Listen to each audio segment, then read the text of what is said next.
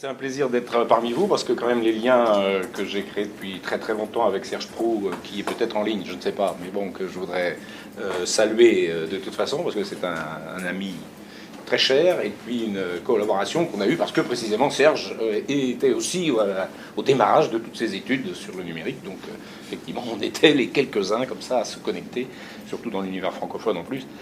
Et donc depuis, on a les uns et les autres beaucoup évolué. Et là, surtout, il y a, je pense, comme on parle toujours du numérique, elles sont plus nouvelles. Donc on parle du numérique, les technologies. Donc on parle du numérique. Mais en réalité, on voit bien qu'il y a, c'est des révolutions dans la révolution, si on veut, puisque si on veut employer ce terme-là, que je n'utilise pas d'ailleurs, je parle d'amplification.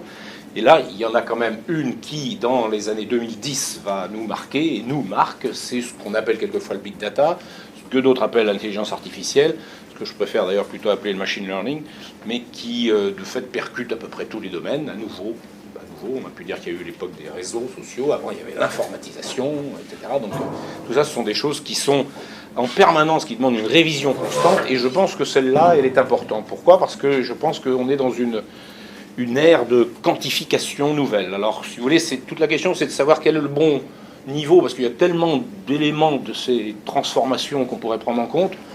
Moi, j'en adopte un là, dans ce cas-là. Peut-être que d'ailleurs, dans d'autres sujets, j'adopterai un autre angle d'attaque. Mais là, en l'occurrence, c'est de reprendre une histoire de la quantification qui n'est pas l'histoire de l'écriture, parce qu'avec Antoinette Rouvroy, qui est ici, qui fait le plaisir d'être là, et puis Serge Gurvit, qui était effectivement, nous étions ensemble à un séminaire au laboratoire du Cyberjustice, qui travaillait sur le livre de Garapon et la SEG sur justice digitale.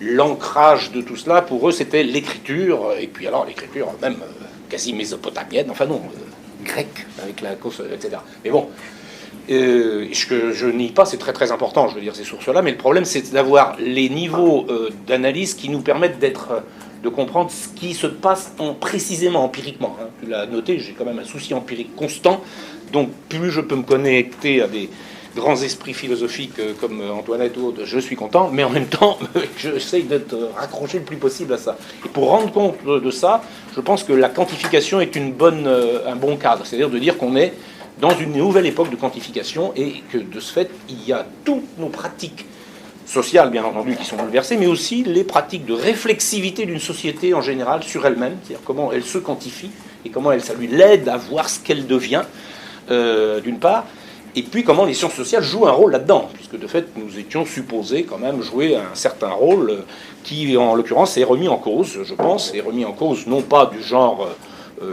j'avais publié un article juste pour provoquer vie et mort des sciences sociales, donc juste pour exciter tout le monde, mais en réalité, parce que nous allons devoir apprendre, ou pas, c'est au choix, mais nous avons l'opportunité d'apprendre quelque chose de ce qui est en train de se faire dans ces nouvelles façons de rendre compte et de compter, j'allais dire, le monde actuellement. Alors, du coup, c'est d'emblée un tableau historique que je vais vous présenter, sur lequel certains d'entre vous ont peut-être lu des choses, donc je vais les répéter pour eux, mais malgré tout, ça donnera quelque chose d'un peu systématique et d'un peu rapide, parce qu'on n'a pas beaucoup de temps, et je voudrais arriver d'emblée à mon objet. Donc ça, c'est le cadre sur lequel il y a plusieurs papiers qui permettent de rendre compte de ça. L'idée, c'est de partir du fait que dans la construction des États modernes, il y a un moment où l'équipement de la quantification devient clé. C'est à la fin du 19e, après tous les préalables effectivement de Quetelet, etc. Mais là, on arrive effectivement à un moment où on a des machines, en l'occurrence, qui deviennent capables de rendre service pour les recensements, et les recensements deviennent disponibles, et pas seulement les recensements, les registres aussi, en général. Si vous voulez, vous pouvez descendre celui-là éventuellement. Et donc, et c'est à cette époque-là, eh bien, on a précisément toute une façon de penser la société. C'est le moment où la société, on peut la prendre, si vous voulez, parce qu'on a des recensements et on a des chiffres qui nous permettent de compter, tout bêtement, les individus, effectivement. Et cette exhaustivité, là, c'est un critère qui se constitue, qui va permettre des opérations conceptuelles, y compris pour les sciences sociales, je vais y venir tout à l'heure, mais il faut bien voir que c'est un type d'opération, d'institution et de méthode qui va reposer sur des acteurs clés qui sont les États. Et donc c'est des États aussi, et là il ne faut jamais oublier ça quand même, que les sciences sociales, elles dépendent et elles naissent en même temps que la construction politique ou commerciale ou technique de dispositifs qui sont en l'occurrence ici la construction des États eux-mêmes, qui se termine, disons, cette construction des États-nations, et qui vont avoir besoin de cette quantification et qui vont s'appuyer un peu plus tard, quasiment déjà à cette époque-là, sur les instituts nationaux. On a cette première étape, mais il se trouve que ça, c'est une façon de voir la société et de donner du coup une certaine réflexivité, non seulement à l'État en tant que tel, mais aussi à l'ensemble des opérateurs ou à l'ensemble des intervenants et des acteurs. Dans les années 30, il se passe quelque chose d'autre qui est, à mon avis, aussi important, qu'on considère sans doute moins important, parce qu'en réalité, là, on va fonder vraiment la sociologie, notamment avec toutes les sciences sociales, vraiment là-dessus, mais en réalité, celui-là est très important aussi.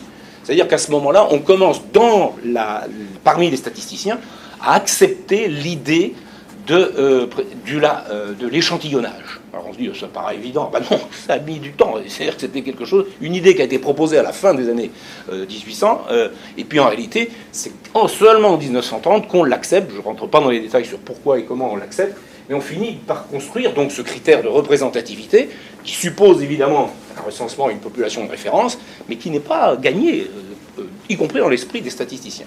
Et en réalité, comment c'est gagné ? Eh bien, c'est gagné par un coup de force à un moment que vous connaissez, c'est celui de Gallup, à un moment en 1936 qui prévoit la victoire de Roosevelt. C'est ça qui est spectaculairement, qui fait basculer, disons, y compris toute l'opinion, sur la puissance d'anticipation, dans un contexte un peu, on ne va pas dire prédiction, pour le garder pour le reste, mais c'est quand même assez nouveau de ce point de vue-là. Et là, on voit bien que ce qui est derrière en termes de financement, en termes de dispositifs, ce sont les masses médias. C'est les masses médias qui cherchent à mesurer l'audience. Gallup était un spécialiste de l'audience, dans les revues, etc. À Lazarsfeld de la même façon.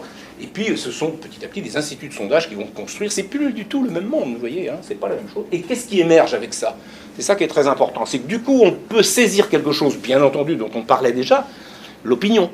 Mais l'opinion publique, Tard avait déjà publié des choses, et puis avant, on pouvait estimer qu'il existait une opinion. Mais avant, c'était pareil, on ne l'attrapait pas. Comment est-ce qu'on pouvait l'attraper ? Comment est-ce qu'on pouvait valider des énoncés sur l'opinion ?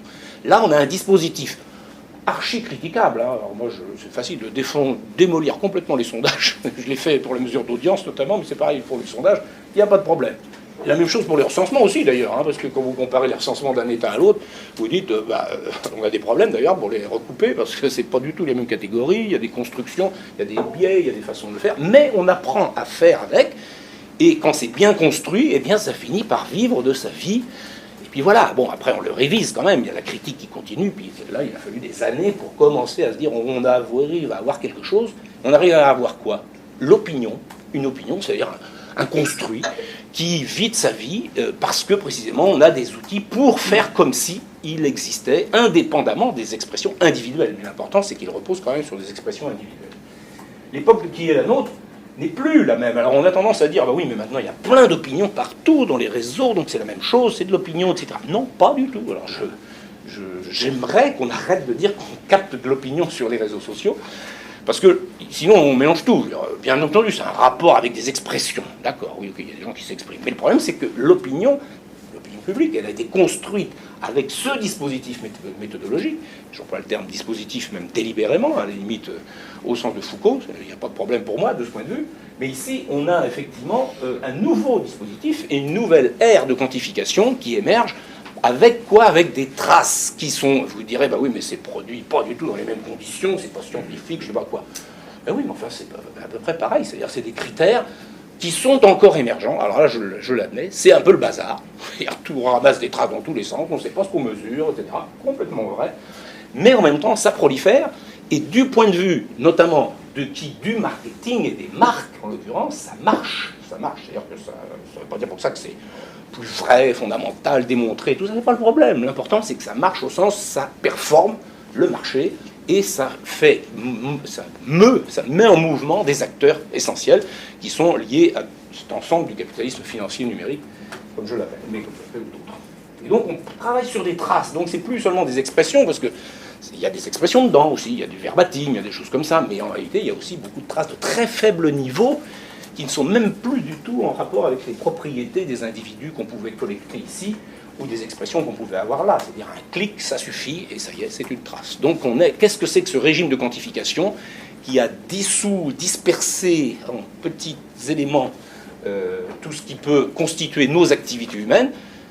Ça vaut ce que ça vaut, c'est-à-dire on va dire, ah bah oui, mais à ce moment-là, c'est quand même pas la même chose que l'opinion. Bon, oui, c'est vrai, justement, il ne faut pas dire que c'est la même chose que l'opinion, mais il y a quelque chose d'autre qui est en train d'émerger là, qu'on ne pouvait pas mesurer avant, et qui pourtant existait déjà, c'est-à-dire tout ce qui est la contagion qu'on peut connaître, la propagation, les rumeurs, l'ensemble de ce qui circule, tous les objets culturels qui nous influencent et qui nous traversent, eh bien là on peut avoir leurs traces.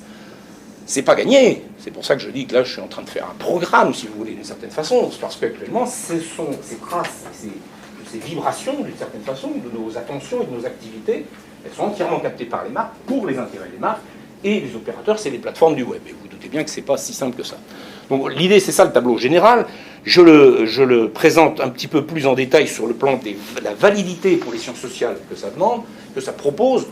On était dans une époque où on avait effectivement de la statistique qui était plutôt effectivement à orientation fréquentiste, évidemment, mais là on est plutôt dans l'échantillonnage, qui est déjà quelque chose d'autre. Et puis ici on passe plutôt, alors j'insiste moi plutôt sur les matrices de similarité et les probabilités, évidemment, mais les matrices de similarité dans le sens où on passe notre temps dans le machine learning, je dis notre temps parce que je travaille avec eux en permanence à l'EPFL, effectivement, à faire de la classification. On n'arrête pas, on fait des classifications, et donc, y compris, on construit visuellement des matrices, quelquefois, qui nous servent à diagnostiquer là où on va aller chercher, juste visuellement, c'est assez étonnant. Et donc, du coup, les présentations, justement, visuelles, moi qui suis maintenant précisément des technologies cognitives et de leur matérialité, et bien là, effectivement, on voit bien qu'on passe de tableaux croisés, de cartes topographiques, qui représentent quasiment, qui ont un lien avec le vrai monde, j'allais dire, parce qu'on se dit que la carte, c'est encore un rapport avec des expériences qu'on peut faire. Puis là, on a petit à petit des courbes, des histogrammes, des diagrammes circulaires, des camemberts, tout ça. Et puis là, on est maintenant dans des graphes, des timelines, des dashboards, des espaces vectoriels qui sont vraiment multidimensionnels et dans lesquels il n'y a plus aucun rapport avec un monde supposé réel, c'est pur calcul. Mais il n'empêche que dans ce calcul-là, on arrive petit à petit à s'orienter quand on manipule ces données-là, et y compris, on y accède directement comme ça, et non plus par l'ensemble des données elles-mêmes, quoi. Donc ça, c'est important culturellement de voir cette mutation. Et puis on a du coup des critères de qualité, qui sont les critères classiques ici en statistique. Les intervalles de confiance qui ont été mis en place aussi, dès le début des probabilités qui commencent à être appliquées là. Et puis dans le big data, on a le volume, la variété et la vélocité. Alors je vous signale d'ailleurs que quand on dit volume et variété, on est en fait en train de reconstruire des équivalents qu'on ne peut plus avoir de l'exhaustivité. Le volume, c'est l'idée qu'il nous faut une population suffisamment grande pour appliquer, y compris les principes que le machine learning va mobiliser. Mais en réalité, il n'y a pas d'exhaustivité, c'est fini. Sur le web et sur le big data, il n'y en a pas. Alors, sauf si vous travaillez sur votre base de données, qui est ultra constituée, je ne sais pas, d'ADN, de relais. Bon, d'accord, ok, vous pouvez dire que vous avez de l'exhaustivité dans votre base de données, etc. Mais il n'y a pas de population de référence dans tout ce qu'on collecte sur le web. C'est terminé. Il faut faire son deuil de ça. Mais on en trouve quand même un substitut qui est le volume, de la même façon que la variété, où on en trouve aussi un substitut. Là, on trouve un substitut de la représentativité, parce qu'évidemment, il n'y a plus de population en référence, donc évidemment, il n'y a pas de représentativité. Donc, tous ceux qui veulent dire sur Twitter, on trouverait de la représentativité, bon courage. Il y en a certains qui essayent, hein, mais c'est terminé. Par contre, il faut de la variété. Donc, c'est y compris parce que sinon on apprend, on surapprend ou on sous-apprend. Et donc il faut organiser ce sourcing et ces datasets de façon à ce qu'il y ait de la variété. Mais ça, c'est des ersatz, si vous voulez. On est dans un autre monde. Par contre, la vélocité, ça n'existait pas avant. Ça n'existait pas dans les phases précédentes de la quantification. Là, la vélocité, c'est quoi? C'est ces flux de données permanents qui sont mis à jour constamment. C'est quelque chose qui n'existait pas. Vous aviez votre base de données, vous travaillez avec, point. Voilà. Maintenant, c'est sans arrêt. Et vous pouvez même travailler avec les bases NoSQL, vous pouvez travailler avec des trous dans les bases. Puis c'est pas grave. On peut travailler même avec du vide, et puis ça va se compléter au fur et à mesure, et vous allez apprendre au fur et à mesure. Chose incroyable de ce point de vue, et qui change quelque chose dans nos façons d'appréhender les dimensions du social. Et cette dimension-là, la vélocité, elle va être clé pour comprendre ce sur quoi je veux travailler, justement sur les réplications. Et puis enfin, bon, on a des explications où on passe petit à petit à des corrélations à prétention prédictive. C'est pas tout à fait la même chose, mais ça, je ne vais pas rentrer dans les détails, parce que on rentrerait effectivement dans un débat épistémologique plus important. Mais du point de vue des auteurs, on se retrouve avec des auteurs de référence. Durkheim, lui, il a produit précisément l'équivalent théorique de cette société comme un tout, ce holisme qu'on connaît, et qui non sellement est un tout, mais est actif, c'est-à-dire, est actif sur nous, individus. Par contre, Gallup et Zarsfeld ont construit précisément cette opinion, là aussi, c'est l'idée qu'il y a quelque chose comme une opinion, et ils l'ont construit à travers tout l'ensemble des travaux, pas seulement empiriques, mais aussi avec une forme de théorisation de tout ça. Et là, vous dites, tiens, qu'est-ce qu'ils viennent faire Calon et Latour là-dedans, et l'eau? Ah bon, ben, oui, parce qu'il se trouve que quand vous analysez historiquement la place de la scientométrie, elle n'est pas du tout négligeable, parce que la scientométrie, c'est quand même de là d'où vient Google, en gros. Il ne faut pas l'oublier. Donc, à travers les principes de ranking et de liste de citations, etc., ce que Kleinberg fait pour penser justement les topologies des réseaux, dans ces cas-là, c'est ce que Google va appliquer et va mettre en œuvre. Donc, c'est pas rien du tout. C'est-à-dire que là, il y a une filiation historique assez claire, et surtout, c'est intéressant parce que c'est pas les mêmes objets. Vous voyez, on discutait de la division du travail et de l'État-providence à l'époque de Durkheim. On discute de la propagande et de l'influence des médias. Vous voyez bien qu'à chaque fois, ça se comprend. C'est l'époque où on construit les politiques sociales. Là, c'est l'époque où on est sous l'emprise des propagandes, des totalitarismes de l'époque. Donc c'était un vrai souci politique, culturel, etc. Et puis là, on est dans la mesure de la science et de la technologie. On essaye de comprendre là aussi ce qui se passe comme phénomène, puisque c'est ça qui gouverne, disons, l'ensemble de l'innovation et des pratiques sociales depuis. Alors là, juste, c'est pour faire plaisir à Antoinette, juste je mets un truc, mais bon, forcément, elle va me le démolir tout de suite, alors j'essaie d'être discret là-dessus, c'est bon. Je dirais que là, on identifiait les corps, hein, avec, dans la modèle de Bertillon, là, on influençait les esprits avec De Gaulle, et puis maintenant, on exploite les traces de comportement. C'est-à-dire, on n'est plus au niveau des individus, des corps, ni des esprits, ce sont des traces de comportement. Et donc, des choses comme ça, on les exploite plus ou moins, d'ailleurs, parce qu'en réalité, on les stocke surtout, d'ailleurs, et puis de temps en temps, on en exploite comme ça. C'est ce que fait la NSA. Donc là, les questions de gouvernementalité deviennent effectivement importantes, mais sans doute que je l'ai fait, c'est pas mon objet réel, c'est juste pour vous donner des pistes là-dessus. Et surtout, l'intérêt, c'est qu'il y a une technologie derrière. Il y a les machines de Hollerith, il y a la radio et le téléphone, puis la radio, c'est très important, c'est ce qui construit un public national, hein, à partir de 1925 aux États-Unis, on commence à avoir des réseaux de radio, etc. Et puis là, on a l'Internet, le web et le big data, pour rentrer plus dans les détails éventuellement. Donc ça, c'est la version historique de l'affaire. Et puis voilà, tout ça, je le mets en l'air. Non, faut pas exagérer. Mais enfin, c'est un peu le principe. C'est-à-dire qu'au bout d'un moment, je me suis rendu compte que la filiation historique, la présentation historique, tendait à figer un peu les choses et à dire finalement, et puis ça succède, vous savez, avec le principe qui consiste, il y en a une qui pousse l'autre, et puis terminé, il y a les old styles, etc., donc outdated et tout ça. Non, on n'est pas dans cette logique-là. On est quand même sur le fait que tout ça coexiste. L'analyse que j'ai évoquée sur la question des structures sociales et la question des recensements, ça continue à exister. Les données, la quantification qui se fait avec l'opinion, ça continue à exister.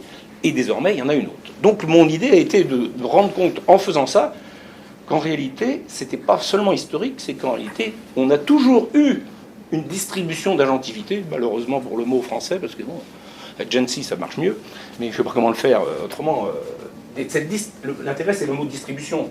C'est-à-dire que quand toutes nos pratiques scientifiques en sciences sociales, sans nous en rendre compte quelquefois, mais de fait, on est toujours en train de distribuer de l'agentivité. C'est-à-dire qu'on le... plus ou moins, après on combine, etc. Mais dans tous les cas, on ne peut pas s'empêcher de le faire. Et donc de dire qui fait quoi, hein, qui agit dans une situation donnée, qui agit. Donc.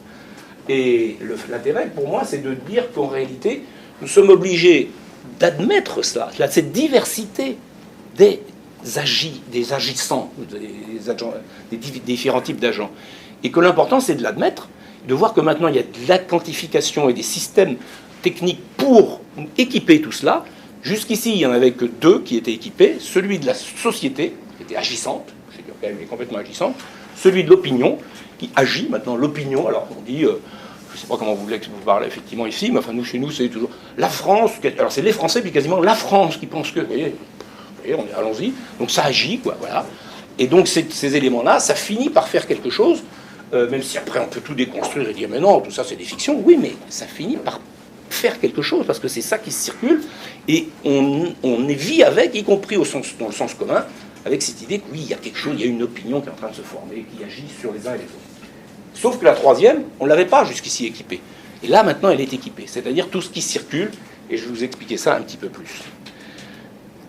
Donc, cette généalogie que j'ai expliquée précédemment, effectivement, on voit bien qu'elle renvoie à des postures, j'allais dire, ou des points de vue, ou des standpoints, alors des perspectives. Je pense que je vais virer vers perspective, parce que ça fait connecter à Viveros de Castro, etc., donc c'est pas inintéressant. Mais c'est-à-dire le fait qu'on a des perspectives, on attaque le monde en disant c'est les structures sociales qui agissent. Alors, il y a tout un tas de gens qui disent non, c'est bon, il faut arrêter de dire que les structures sociales agissent. Bon, ben écoutez, désolé, mais il y a quand même des années et des années de travaux qui montrent quand même qu'il doit y avoir quelque chose en rapport avec les structures sociales. C'est un construit, c'est un artefact, c'est tout ce que vous voulez, mais quand même, il se passe quelque chose dans ce domaine-là. Bon. Et donc là, on a un type de vocabulaire derrière et d'entités qui sont manipulables, où on parle effectivement de systèmes, de reproduction, de causes, de patterns. Et les entités qu'on manipule, c'est les collectifs, des agrégats, des communautés, même les réseaux font partie de ça. Et en réalité, cet élément-là fait qu'on parle de gens totalement différents, et notamment, on leur donne un statut très différent. Ce sont des héritiers. Nous sommes tous des héritiers, de fait. Bah bon, c'est pour ça que je parle de l'héritage, mais il se trouve que le bouquin de Bourdieu, Les héritiers, c'était celui qui a démarré ces publications, enfin, les publications plus connues, disons. Et en réalité, c'est significatif. C'est-à-dire que oui, nous sommes agit par ce qui nous traverse parce qu'on est héritier. Bon, je ne sais pas s'il y a vraiment beaucoup de gens qui vont dire c'est complètement faux, nous avons un libre arbitre tellement total que nous pouvons faire table rase de tout ça. Bon, je crois quand même que dans toutes les disciplines, il y a quelque chose de ce qui relève de cela. Mais évidemment, le problème, c'est que quand on est dans cette approche-là, souvent on prétend à dire et voilà, terminé. Moi, j'explique tout le social comme ça. Voilà, terminé. Alors évidemment, il y a des gens qui ont dit ça suffit, c'est pas vrai. On a quand même des individus qui, eux, sont justement expriment des préférences, et c'est ce qu'on fait quand on construit l'opinion. On enregistre des préférences individuelles, qu'on agrège après, mais on enregistre des préférences individuelles. Et alors là, il y a tout un tas de théories qui vont avec, les choix rationnels, le decision making, la théorie des jeux, tout ce que vous voulez. Et là, on parle d'individus, d'acteurs, d'acteurs stratèges éventuellement. Hein. Ça, c'est des influenceurs, même sur les réseaux, etc. Et là, on est en fait précisément, on construit une agentivité de certaines entités qui s'appellent des acteurs qu'on va doter de certaines compétences stratégiques, qui vont être décideurs, qui vont être agents rationnels, alors plus ou moins, parce que quand on parle là-dedans, on dit tout de suite, oui, mais ils sont pleins de biais, donc voilà. Mais il n'empêche que quand même, on se centre là-dessus. Alors évidemment, le problème, c'est de dire, oui, mais quand même, alors si c'est pas ça, alors maintenant ça va être ça. Alors il y en a qui vont vous dire, oui, et on peut tout ramener, et les structures, on balaye les structures, on ramène tout à ça. Et qui vont faire des modèles, avec des modèles systémiques, si vous voulez, où on est capable précisément de rendre compte de l'ensemble de l'agrégation des comportements qui produit après des effets de structure. Mais attention, les structures deviennent des effets des comportements individuels, vous voyez.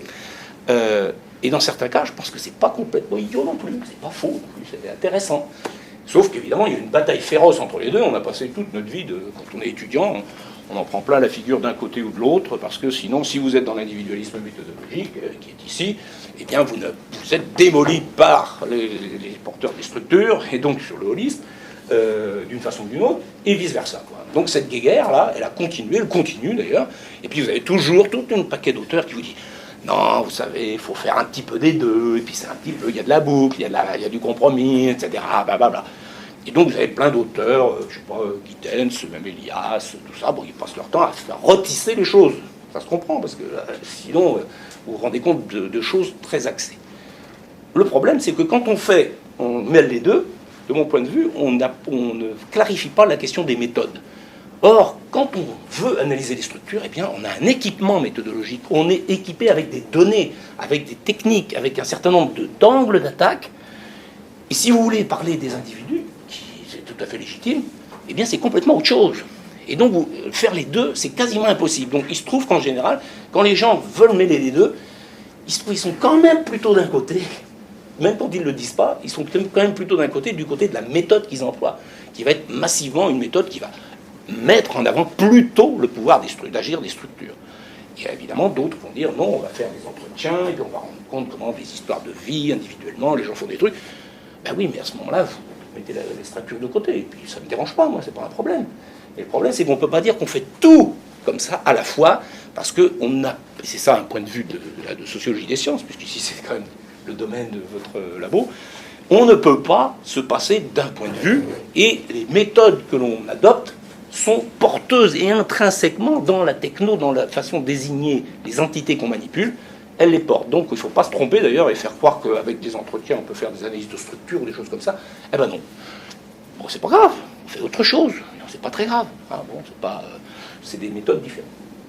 Alors la dernière qui émerge, c'est celle qui va porter sur un autre type de phénomène qui existait bien avant le numérique, évidemment, qui sont l'événement, incertitude, propagation, chaos, crise, etc.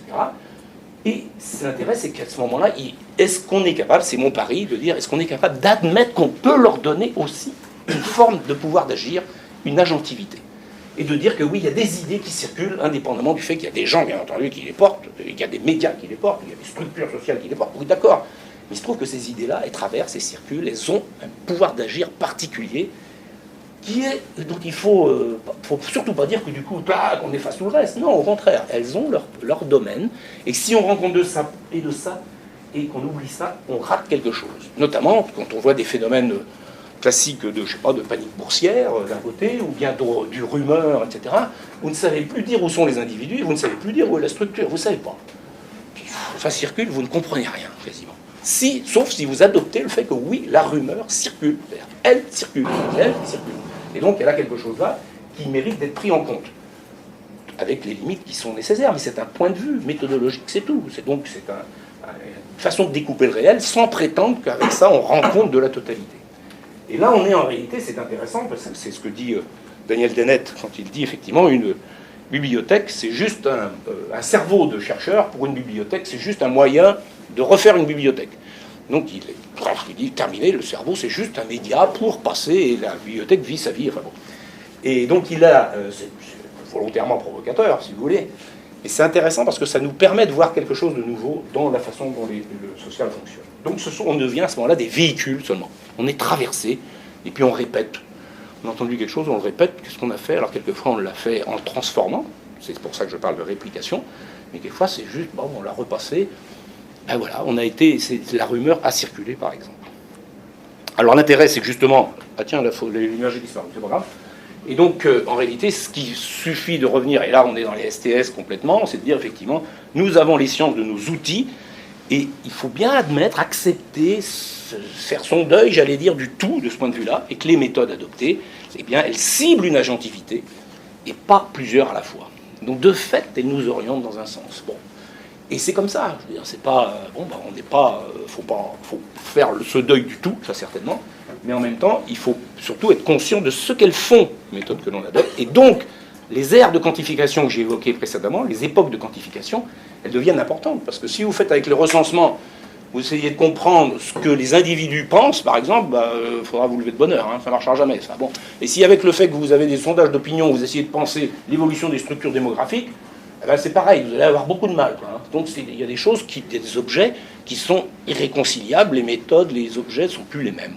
Et donc là, il y en a un troisième, qui est celui des réplications. Alors, de quoi s'agit-il? Alors là, j'ai un problème, ça c'est marrant. Vous voyez, mes images disparaissent. Ici, on les voit. Voilà. Vous les voyez? Oui, on les voit. Donc voilà. Bon, il y a une très belle image, je vous raconte l'image, qui est en réalité... Pourquoi? Parce que j'essaye de revenir pour vous montrer comment, dans les sciences sociales, on a toujours posé cette question-là des entités circulantes, et qu'il y a des auteurs qui l'ont mis en évidence. Évidemment, Mauss, qui était pourtant, de fait, associé à Durkheim, en réalité, il avait senti d'autres choses. C'est-à-dire que quand il fait le travail sur les îles Trobriand, vous vous souvenez, quand il reprend dans le don, on a laissé sur le don, quand il reprend le travail de Malinowski, effectivement, eh bien, Malinowski, lui, ça va s'intéresser plutôt à des stratégies, effectivement, je caricature un peu quand même, mais bon, sur le fait qu'il y a des façons de créer des alliances, etc., entre les différentes îles à travers ça. Salins, lui, fait le même retravail sur les mêmes données, mais en réalité considère qu'il y a des structures de réciprocité avec des types de réciprocité différents. Bon. Que fait Mauss? Lui, il dit cette idée que oui, mais attendez, il y a l'esprit de la chose donnée. C'est-à-dire que quand on offre un cadeau, là, j'avais la belle image des colliers des Trobriandais qui s'offraient, eh bien quand ils font des cadeaux, ils attendent, l'objet, c'est ce que dit Mauss en reprenant le discours indigène, évidemment, que les objets reviennent parce qu'ils ont toujours quelque chose de celui qui les a possédés, et donc l'objet revient à son propriétaire. Parce que c'est effectivement ce qui s'observe, c'est-à-dire qu'il y a des grands cycles, sur vraiment des dizaines d'années même, où les objets reviennent avec les 100 et quelques îles, peut-être même 200 d'ailleurs, je crois, qui participent à ça, et donc ça revient comme ça. Alors évidemment, Lévi-Strauss, quand il a dit ça, Lévi-Strauss l'a démoli. Si vous voyez l'introduction, je l'ai laissé sur le don, des œuvres de Mauss par Lévi-Strauss, il dit Mauss s'est fait avoir, il est devenu indigène à la place des indigènes, et donc il a perdu tout statut scientifique. Et bon, voilà, et là on disqualifié parce que bon, Lévi-Strauss, c'est structure, structure, structure. Point. Bon. Alors, ce qui est assez étonnant, parce que dedans, quand il dit structure, par exemple, dans les échanges, il dit échange des biens, des messages, des femmes. Dedans, il y a des aspects structurels, mais quand même, les messages aussi, ils peuvent avoir leur élément de vie, etc. Donc là, de ce fait, on a là, éventuellement, quelque chose qu'on peut disqualifier en disant c'est animiste, mais en attendant, il a soulevé un lièvre qui fait que on ne peut pas garder un objet qui a été donné. C'est-à-dire qu'on ne peut pas le garder dans cette société-là. Nous, chez nous, par exemple, un cadeau qui nous a été fait, eh bien, il n'a pas le même statut que celui qu'on a acheté au magasin. De fait, vous n'allez pas le jeter à la poubelle de la même façon. Parce que c'est bizarre quand même. On n'est pas animiste pourtant. Hein. Il reste quelque chose là, donc il y a quelque chose. Alors c'est pas pour ça que ça explique tout le reste, mais quand même, ça veut dire que là il y a la circulation des objets ou des entités, il y a quelque chose où les objets attrapent quelque chose, ont des propriétés qui deviennent agissantes, alors qu'on est, nous, des gens très cartésiens qui éliminent, qui coupent, qui découpent, on est des vrais modernes, tout est coupé, il n'y a pas de lien, d'attachement, etc. Alors même chose, ben oui, voilà, donc là on ne voit plus rien non plus. Ça c'est nul ça. Et donc on fait, dans l'analyse structurale de réseau, en général ce que l'on fait, vous connaissez tous les courants d'analyse structurale de réseau, avec Burt, Granovetter, éventuellement Harrison White, si vous voulez aller jusque-là, mais tout un tas de gens qui précisément vont insister le plupart du temps, et dans Granovetter on voit bien d'ailleurs la discussion, comment il les présente, soit sur les structures, c'est-à-dire que là j'avais un réseau, hein. donc il y a la structure, c'est assez amusant de le présenter. La structure, et puis vous pouvez focaliser sur les nœuds, c'est-à-dire que quand vous faites par exemple toutes les étoiles de premier degré, quand vous dites, ben voilà, il y a dans le réseau, vous analysez les relations de un tel, voire même sa stratégie pour augmenter son réseau, etc. Enfin, vous pouvez faire tout ce que vous voulez. Donc vous focalisez sur les nœuds, vous leur donnez un pouvoir d'agir. De l'autre côté, vous pouvez donner le pouvoir d'agir à la structure, parce que vous voyez que, selon les critères de densité, de distance diverses et variées, vous pouvez à ce moment-là rendre compte du fait qu'il y a dans une structure et une autre, les phénomènes sont différents. Donc vous attribuez à la structure un pouvoir d'agir en tant que tel. Alors la chose amusante, c'est qu'en général, quand vous faites une description des réseaux, vous rajoutez, évidemment, quand vous dessinez le réseau, vous faites des edges, des arcs, si vous voulez, mais vous n'attribuez rien aux arcs. Les arcs, c'est rien, c'est juste le fait que ça relie, alors c'est soit de la structure, soit c'est lié au nœud, et c'est tout.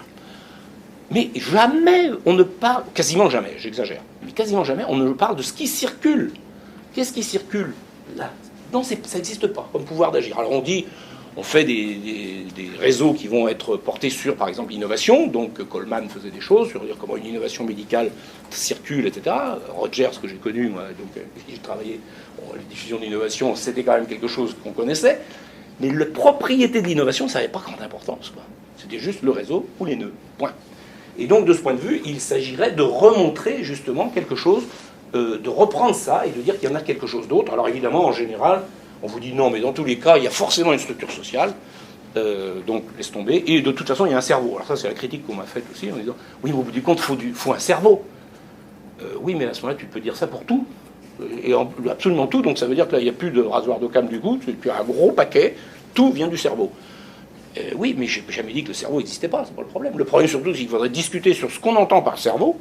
En plus, quand on est dans des hypothèses de distribution qui, biologiquement y compris, font du sens, cette vision-là ne fonctionne pas. Donc il faut essayer de reconnaître ce qui circule sans pouvoir le ramener à une cause générale et accepter qu'il y en a plusieurs angles d'attaque qui nous obligent à sélectionner tout ça. Bon, alors dans cette présentation sans image, que je suis obligé de mimer d'ailleurs, et donc vous avez effectivement, dans la physique sociale, Pentland, c'est intéressant puisque lui, il a deux principes dans l'analyse, puisqu'il équipe les gens avec des petits traceurs, si vous voulez, de toutes les relations dans les entreprises, et il montre bien qu'il y a précisément un niveau intéressant qui est celui de l'engagement, c'est-à-dire que c'est l'engagement interne, avec la structure, on voit comment on détecte le fait qu'il y a des gens qui sont plus ou moins engagés, mais que c'est vraiment un phénomène de structure à l'interne, mais que pour ce qui est de récolter les idées nouvelles, etc., il faut être dans l'attitude de l'exploration, et là, ce sont des nœuds individuels, où il y a certains membres, certains nœuds du réseau qui vont chercher ailleurs les idées, etc. Alors il fait tout un truc sur les idées qui circulent, y compris, je crois que c'est le sous-titre même de Social Physics, quelque chose comme ça, et il n'y a rien sur les idées. Il y a une note de bas de page à un moment qui dit en réalité tout ça se ramène à des structures ou des nœuds. Alors il se trouve que je l'ai rencontré il y a 3 semaines à Lausanne parce qu'il venait faire une cours, donc j'en ai discuté avec lui, et bien la réponse qu'il m'a dit, non problème, mais moi il n'y a pas de problème théorique, ça ne l'intéresse pas forcément de contribuer à la théorie des sciences sociales, ça c'est clair. Mais ce qui l'intéresse, il dit, moi je prends ce qui est le plus facile, ce qui est le plus simple, le plus calculable. Le plus calculable, c'est des structures et c'est des rôles de certains nœuds, etc. Point. C'est pour ça qu'il s'est intéressé à ça. Et donc, s'il fallait rentrer dans les propriétés sémiotiques des idées, je lui disais, quand tu décris un réseau d'échange, ils peuvent échanger des secrets d'affaires, des plaisanteries, des dosettes de café ou je sais pas quoi, c'est à peu près pareil, quoi. Ça fait quand même quelque chose de différent. Il faudrait quand même rendre compte de ça. Non, c'est pas son problème. Et donc là, il y a un vrai... C'est pas son problème. Pourquoi ? Parce que ça voudrait dire qu'il faudrait rentrer dans les spécificités de chacun des dispositifs, des entités qui circulent, et c'est trop compliqué. C'est trop compliqué à calculer. Donc, écarté. Mais c'est intéressant de voir quand même qu'il y a déjà ces deux idées-là, ces deux principes, et ces idées qui ne sont pas présentes. Dans le tipping point de Malcolm Gladwell, c'est intéressant parce que lui, il y a les 3 éléments, quoi. Comme il dit, a magic moment when an idea, a trend or social behavior crosses a threshold, tips and spreads like wildfire. Spreads, c'est les spreadable media, il y a un bouquin comme ça. Effectivement, la spreadability, c'est quand même une qualité très intéressante, qui est très proche de ce sur quoi je travaille là, actuellement sur les réplications. Et il dit bien qu'il y a les influenceurs, hein, the law of the few, les différents types d'influenceurs. Il y a aussi le pouvoir du contexte. Alors bon, je tire un peu là de mon côté, parce qu'en réalité, il parle de Broken Window Theory, vous savez, le principe qui veut que les propriétés de l'environnement nous affectent, parce que vous avez une vitre cassée, donc il faut la réparer, etc. Mais il va plus loin, puisqu'il parle effectivement de la règle des 150, c'est-à-dire quand dans un groupe vous êtes à 150, eh bien, il faut forcément changer d'institution, parce qu'il n'y a aucune institution qui va marcher au-delà de 150 avec les mêmes principes. Donc, voilà. Donc ça, c'est des aspects structurels, mais chose intéressante, il fait tout un chapitre entier sur le stickiness factor, à partir de l'étude de Sesame Street d'ailleurs, en montrant comment, à Sesame Street, dès les années 60, il faisait des études d'audience et il essayait de réviser le programme de Sesame Street en fonction de ces études d'audience pour arriver à coller, justement, donc c'est le programme qui devait être capable de coller l'audience au programme. Donc ça, c'est un cas intéressant. Moi, je m'intéresse plutôt à Twitter. Et pourquoi je m'intéresse à Twitter et au même parce qu'en réalité, je pense qu'on est dans quelque chose. Alors, il y avait une belle drosophile aussi, mais bon, pas grave. Si vous Vous voulez, n'avez jamais on peut vu une mouche. le placer ici, Vous croyez ?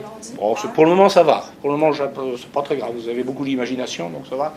Mais bon, donc la mouche à vinaigre, si vous voulez. Hein, donc, c'est ça, voilà, une mouche à vinaigre. Vous savez qu'elle a servi effectivement pour modéliser toute l'ADN, etc., toutes les questions génétiques qui, à partir de là. Évidemment, ça n'a à peu près, comme ça, conceptuellement, a priori, ça n'a aucun rapport avec les humains. Et pourtant, du point de vue formel, ça a servi à ça. Bon, il ne s'intéressait pas tellement à la drosophile en tant que telle, hein, franchement. C'est pas, bon. L'avantage, c'est qu'on pouvait l'éliminer sans sans problème de conscience ou d'éthique, c'était pas très grave, quoi. Donc là, le problème, c'est que Twitter, c'est un peu la même chose. C'est-à-dire qu'en réalité, Twitter est un espace très particulier qui, en réalité, permet de mobiliser des expérimentations de fait en champ ouvert, comment on appelle ça, open field, je sais pas. Et donc, on peut à ciel ouvert, on peut faire des expérimentations justement sur ce qu'est la connectivité des humains et ce qui circule, et les entités qui circulent à l'intérieur de ça, à condition de ne pas vouloir, avec ça, rendre compte de ce qui se passe dans la société. On comprend des processus formels, mais il ne faut pas surtout espérer croire qu'on va rendre compte de phénomènes de, je sais pas quoi, le sexisme, je sais pas quoi, oui. Ok, évidemment, vous allez avoir plein de traces de sexisme sur Twitter, pas de problème, hein, bon, ça c'est clair. Mais si vous voulez comprendre du phénomène du sexisme, c'est pas Twitter qui va vous apporter grand-chose par rapport à une explication historique, sociale, etc. Bon, c'est clair. En revanche, vous allez voir des émergences, et MeToo en est un extraordinaire. C'est-à-dire que là, vous allez voir des émergences, et c'est des processus que vous allez analyser. Il faut s'obliger à les analyser pour ce qu'ils sont, c'est-à-dire dans le petit champ qu'est Twitter. Et donc, se dire non, que je n'ai que ça, parce qu'il y a une limite de plateforme, et je ne comprends pas, avec toutes les limites qu'il y a, donc cette façon où on peut réorienter les sources qui sont celles de Twitter, le repurposing de Rogers, effectivement, on peut faire du repurposing, mais pas pour autant prétendre rendre compte du reste, parce que c'est tellement particulier comme monde. Alors les mêmes, c'est encore pire. Et bon, c'est un monde tellement particulier aussi, mais vous pouvez comprendre certains processus et les mettre à l'épreuve et monter des processus quasi expérimentaux d'une certaine façon. Je dis bien quasi parce que c'est pas tout à fait pareil.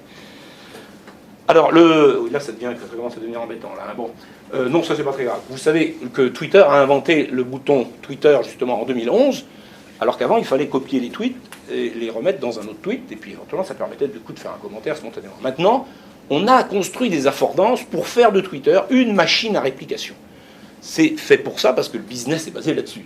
Effectivement, il faut qu'il y ait de la propagation et des gens qui réagissent, et avec ça, vous pouvez vendre soit des espaces publicitaires, soit d'autres stratégies d'influence, etc. Et donc cette machine mémétique, là, elle a été créée, et donc vous avez quelque chose qui est tellement artificiel de ce point de vue-là, qu'y compris Twitter se pose des questions sur le bouton retweet. Il se pose des questions aussi sur le... je ne sais plus sur quel aspect, là, ils sont en train de réviser justement des choses, c'est-à-dire qu'ils se rendent compte que ça produit tellement d'effets. Parce que moi, je suis en train de les étudier, toutes ces choses-là, mais en même temps, je me rends compte des effets sur l'espace public qui sont catastrophiques de mon point de vue.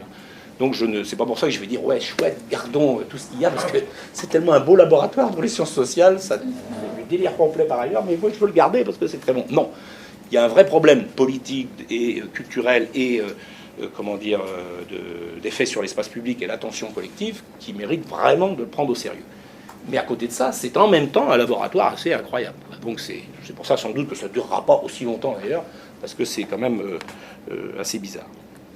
Alors, quand on fait les analyses de Twitter à partir de là, bien on peut en réalité, on voit bien qu'on peut analyser, et du coup des réseaux en général, on peut en réalité adopter aussi les trois postures de première génération, des structures, ou la deuxième génération et la troisième. Alors là, j'ai des belles images. Là, ça commence à devenir embêtant. Ici, c'est l'article de Laser, Pentland, où vous avez deux groupes en topologie du web.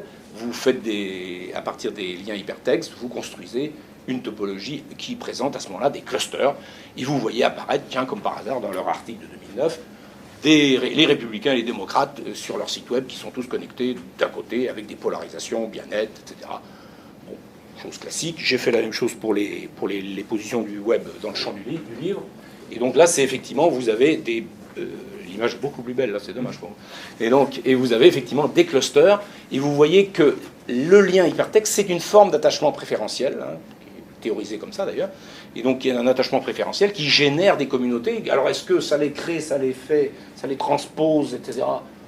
Tout ce qu'on veut, il n'empêche qu'au bout du compte, ce sont quand même des effets de structure. C'est-à-dire, vous dites précisément, c'est ça qui compte, c'est ces éléments-là. Si vous voulez rentrer dans l'analyse ça je saute là-dessus, si vous voulez rendre compte des influenceurs, à ce moment-là, c'est plus le même point de vue. Donc là, vous allez être obligé de prendre qui joue un rôle dans ces clusters et de dire quels sont ceux, par exemple, qui font des bridges entre clusters, quels sont ceux qui font effectivement des gatekeepers.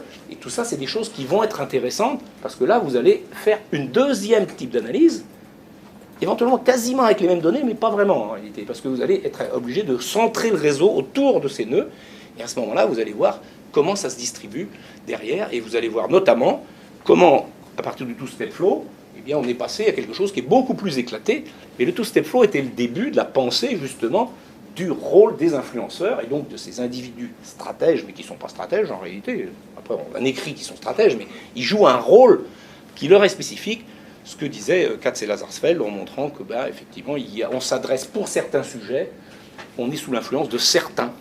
L'intérêt, c'est qu'il y avait des sujets différents. Il y en avait 4 à l'époque, si vous voulez me rappeler, le cinéma, la mode, les questions publiques, et puis il y avait un autre truc, je ne sais plus. Certains d'entre vous le connaissent mieux, peut-être moi j'ai oublié. Et donc l'intérêt, c'est qu'il montrait déjà que ce n'étaient pas les mêmes réseaux, et surtout, ça visait à montrer que les médias n'étaient pas d'une influence directe, il y avait 2 étapes dans cette influence-là. De cela, Watts, effectivement, a critiqué, pas critiqué, mais il a dit que maintenant, on est dans un monde où il y a des multi-influenceurs, mais le principe est le même, c'est-à-dire qu'il y a quand même des individus qui jouent un certain rôle là-dedans. Et on peut l'analyser avec certains outils. Donc là, je présentais des exemples de cascades à partir des influenceurs. Et on peut le faire même sur le parc Gezi, Taksim, oui c'est Taksim, la place d'Istanbul, hein, c'est ça.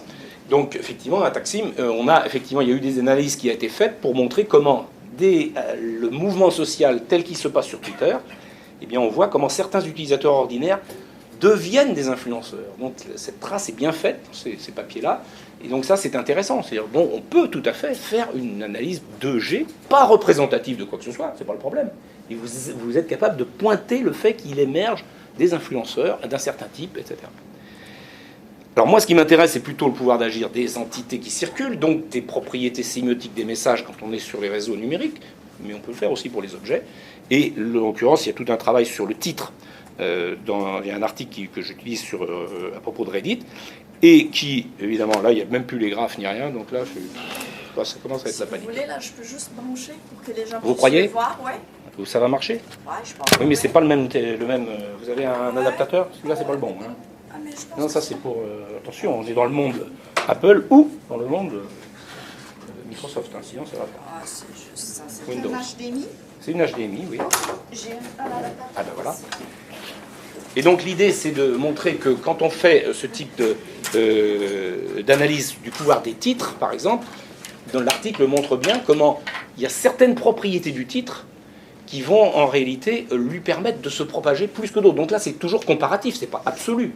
Mais vous êtes capable d'isoler les formats du titre à structure identique, à réseau apparemment identique, à réseau, je veux dire, avec influenceurs apparemment identiques, et puis en réalité, vous voyez ce qui fait dans le titre des choses qui peuvent bouger. Donc les calculs qui sont faits, donc c'est des computer scientists qui font ça, et derrière, ils nous montrent effectivement, ah ben voilà, très bien. Ah, puis on voit même le... On voit, mais Je vais me regarder. Bon. Et donc, je vois surtout mes cheveux qui montent. Et donc, vous voyez qu'ici, effectivement, vous avez la possibilité de voir les types de... L'originalité du titre, par exemple, est un critère de succès sur Reddit. Donc, vous allez avoir quelque chose qui... Alors, comment ça se mesure? Par comparaison, toujours. Par comparaison. C'est toujours relatif ou différentiel. C'est pas substantiel. Mais entre les titres, eh bien, il y en a qui vont faire une différence en termes d'originalité par rapport à ce qu'on a vu avant. Et à ce moment-là, c'est ceux-là qui vont se propager plus, quoi. Donc, vous êtes obligé d'appuyer, moi. ouais, c'est moi. Alors voilà. Donc, on appuie. Suivant. Qu'est-ce qu'on fait? Suivant, s'il vous plaît. Alors, on fait la même chose avec la propagation des mèmes. Par exemple, ici, un gros travail qui a été fait parce que c'est des gens qui sont chez Facebook, en l'occurrence Adami qui est chez Facebook. Et donc, à partir de ce moment-là, ils ont eu des millions de posts. Et à ce moment-là, ils ont vérifié comment un mème, c'est celui-là, le mème, had to be skinny. Vous le connaissez celui-là peut-être, hein? C'est un gag qui fait beaucoup rire dans le jeu. Supposé faire beaucoup rire.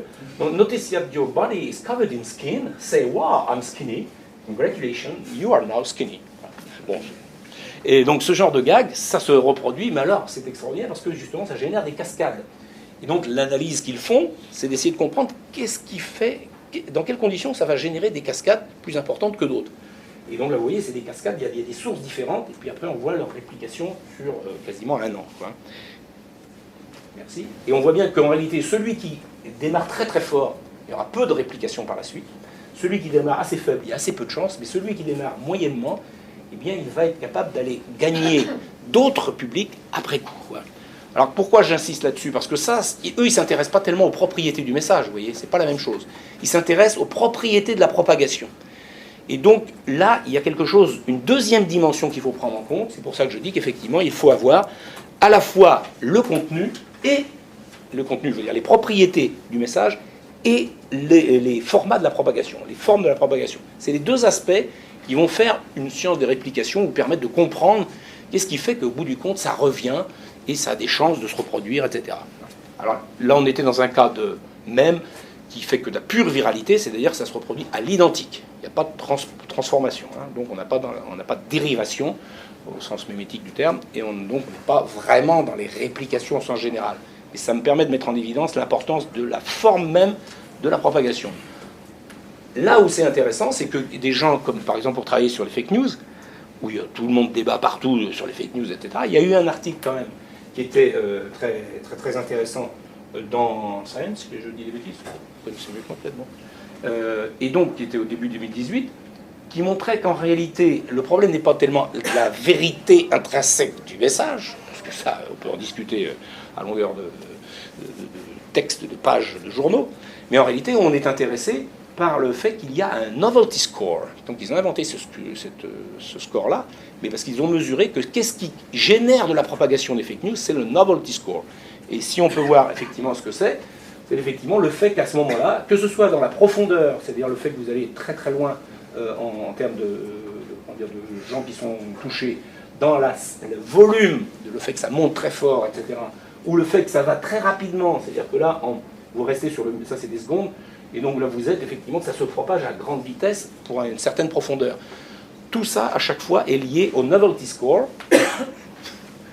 qui est effectivement mesuré avec ce qu'ils appellent effectivement information uniqueness. Donc là aussi du comparatif, et on voit qu'il y a une propriété. Qu'est-ce que ça veut dire dans le fond? C'est un rapport avec ce que je disais sur Twitter. Quand vous voyez quelque chose de nouveau, qui soit faux, choquant, etc., vous ne prenez pas le temps de vérifier, et clac, oh, nouveau, ça veut dire y compris choquant, c'est-à-dire quelque chose que vous n'êtes pas habitué à voir. Et clac, là vous avez une prime. Vous avez une prime quand vous avez lancé quelque chose comme ça. Et donc c'est les propriétés mêmes du message qui du coup génère la réactivité totalement réflexe, hein, pas du tout délibérée, etc. Y compris, vous pouvez propager, vous l'avez peut-être bien fait vous-même aussi, sans vous rendre compte, vous dites, tiens, c'est tellement gros ça que je le propage. Boum. Ah oui, mais quand vous commencez à le propager, blum, blum, blum, blum, vous savez comment c'est, après vous avez des cascades absolument énormes. Si c'était quelque chose que vous avez vu déjà 10 fois, il n'y a quasiment aucune chance que ce se propage de la même façon. Même si c'est faux, vrai ou pas, c'est pas le problème. Donc là, de ce point de vue-là, il se trouve que les fake news, ce sont celles qui sont les plus choquantes, nouvelles et absolument inédites, et qui vont avoir un score de propagation le plus élevé. Et après, ça continue, c'est-à-dire ça s'amplifie de ce point de vue.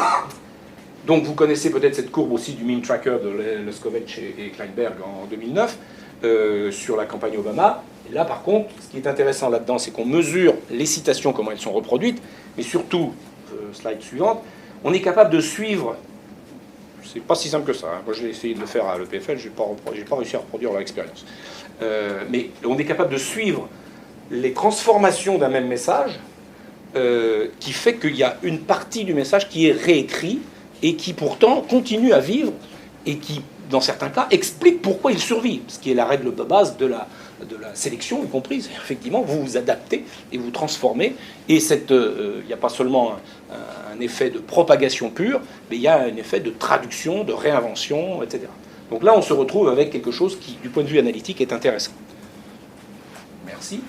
Donc voilà, en résumé, on a 3 points de vue, 3 agencies, 3 méthodes distinctes, la structure du réseau, les nœuds ou les entités qui circulent. Et puis, est-ce qu'on doit, du coup, on se dit, oui, ben c'est super, comme ça, on va les combiner, puis on va avoir le tout du social, quoi. Eh ben non, justement, surtout pas faire ça. Surtout pas faire ça, parce que ça laisserait croire qu'il y a un tout, quelque part. Or, le tout, à part le point de vue de Dieu, ben c'est tout.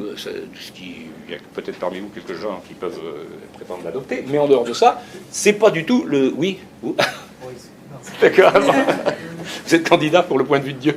Donc, en réalité, vous avez toujours un angle d'attaque.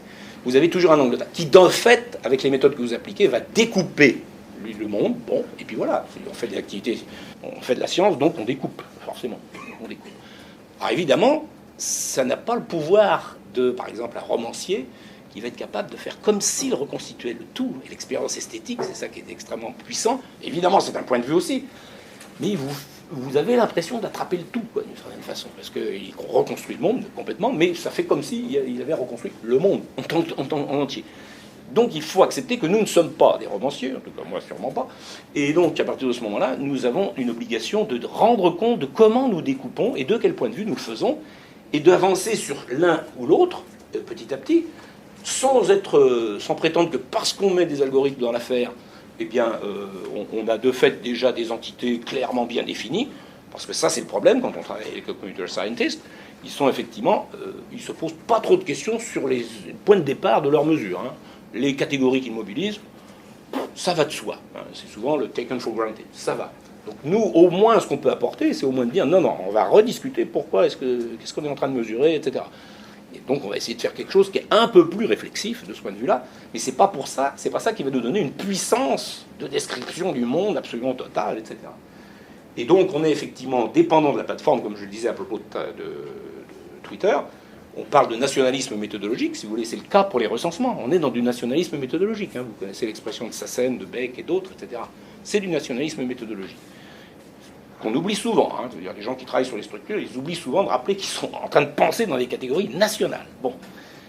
Donc ça, c'est très important. Mais là, on a aussi du plateformisme méthodologique. C'est-à-dire vous dites, je travaille sur Twitter, et à partir de là, boum, vous généralisez, etc. Eh ben non, vous êtes sur Twitter. Point. Alors, obligez-vous, comme on fait, même les sondages qu'on critique à tire-larigot, quand ils sont bien faits correctement, ils disent voilà nos limites de validité, voilà nos intervalles de confiance, voilà, etc. Donc il y a tout un tas de conditions pour contrôler les interprétations possibles, etc. Et bien là, on doit faire la même chose, quoi. Donc c'est ce point de vue-là que je voulais montrer. Est-ce qu'il me reste encore du temps ou pas 2 minutes. 2 minutes. Bon, alors il y a toute une partie que je voulais faire qui est en rapport avec l'ANT, plutôt avec l'acteur réseau, mais que je n'aurai pas le temps de faire, évidemment. Il y a trop de choses à dire. Juste un point sur le fait que les traces, on va voir, évidemment, on va tout de suite nous dire, oui, bah, vous avez bonne mine, vous voulez faire des sciences sociales qui sont bâties sur les traces que récupèrent Facebook, Twitter, et puis les autres. Eh ben, ça veut dire que vous avez pieds et mains liés avec ces gens-là, et que du coup, vous n'allez jamais pouvoir faire de science.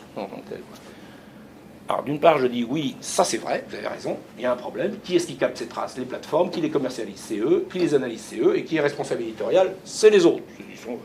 Alors là, actuellement, Facebook est en train de se poser plein de problèmes de responsabilité éditoriale. Vous avez vu ça encore aujourd'hui. Il est en train de se dire, ah bah peut-être qu'il faudrait supprimer ceci, cela.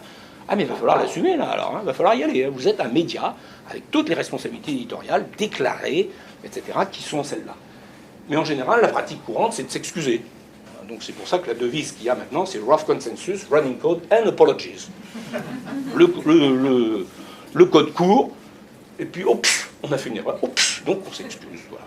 Donc le passage à l'acte, qui est devenu le principe même qui gouverne l'innovation dans le numérique, eh ben, évidemment il faut le rattraper, donc on le rattrape avec des excuses. Mais ça ne suffira pas. Alors du point de vue des sciences sociales, si vous voulez bien, on voit bien qu'en réalité il y en a deux qui sont directement liés aux premières générations, c'est Google et Facebook, où en réalité ils sont en train de reconstituer l'état civil numérique. C'est-à-dire qu'ils veulent non seulement connaître les petits bouts de comportement aussi, mais le relier à l'ensemble de vos données classiques, etc. Puisque quand vous allez maintenant sur tout un tas d'applications, eh bien, il suffit d'avoir votre identifiant Facebook. Facebook n'est pas devenu le passeport mondial, mais quasiment.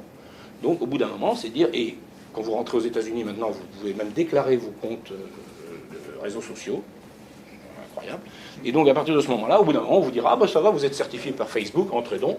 Vous voyez un petit peu, c'est quand même assez phénoménal. Donc cette idée-là, c'est quand même ce qui est en train de se jouer. La première génération récupérée par Facebook et Google. Apple et Amazon, c'est pas la même chose. Eux, ce sont les goûts, les préférences qui les intéressent. Vos consommations, vos goûts culturels, mais aussi l'ensemble de vos goûts, etc., sur les objets, parce que, y compris ça, c'est, de mon point de vue, c'est plus facilement monétisable. Si on voit qu'il marche très bien, d'ailleurs, de ce point de vue-là. Et donc là, on travaille sur ces aspects-là. Et puis Twitter, c'est lui le seul qui porte vraiment la seconde génération, la troisième génération plutôt, parce qu'il se focalise sur tout ce qui est des mèmes qu'on génère, etc. Il est fait pour ça. Il commence à gagner de l'argent, temps avant, mais donc il commence à gagner de l'argent. Alors comment on va faire avec ces plateformes-là? Parce que de fait, on est dépendant d'elles. Quand elles commencent à fermer comme Facebook, et maintenant c'est carrément complètement fermé d'ailleurs, là vous êtes coincé. Donc vous n'avez plus d'accès. Sauf si vous avez des accords avec Facebook. Et vous faites tout un tas de salam alek pour obtenir précisément de rentrer en relation avec eux. Twitter, maintenant de plus en plus, il faut payer pour tout un tas de choses avec Nip. Et donc là, vous avez plein de choses à faire de ce point de vue. Mais on n'est pas dans une situation nouvelle. On n'est pas dans une situation nouvelle. Pour les recensements, les chercheurs ont été amenés à travailler avec les données que les États ont construites. Et donc, à partir de ce moment-là, ils ont été amenés à faire avec tous les biais qu'il y avait, etc., et y compris quelquefois à ne pas avoir accès à tout, etc. Enfin bon, donc en France, quand on fait des études urbaines, eh ben, vous n'avez pas le droit de rentrer dans moins d'un îlot, un îlot INSEE, mais un îlot INSEE, ça peut faire 10 000 personnes. Qu'est-ce que vous voulez faire? Donc vous avez les localisations, alors qu'à côté, il y a les technos de géolocalisation impeccables, et là, vous ne pouvez pas y aller. Donc, ça pose un problème, mais vous êtes obligé de faire avec. Donc c'est comme ça.